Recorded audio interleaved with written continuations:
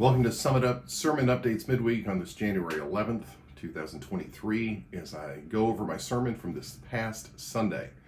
I'm in my sermon series, We're Saved to Serve, and last week's message was about the parable of the talents, as we used to call it. It's now by many called the parable of bags of gold.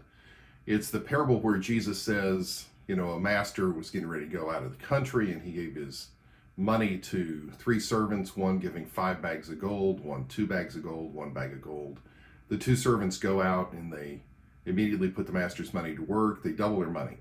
They earn 5 and 2. The servant who was given 1 buried the money, and when the master returned, gave him his money back and said, basically, I was afraid that I might lose your money, so I knew that you were a tough guy, so I wanted to make sure to be able to give that back to you. Now, one observation is, isn't it interesting that the guy with the 1 is the one who does the poorest of jobs? So it looks like the master knew this guy's was less capable than the other 2 anyway.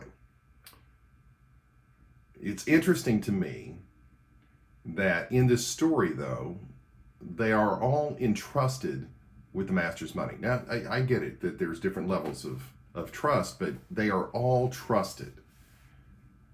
They must have all been capable. I mean, you wouldn't give the guy that buried the 1 a hard time if he weren't capable of doing more with it than he did. It wouldn't really be fair if he wasn't capable and then you require him to do something he can't do.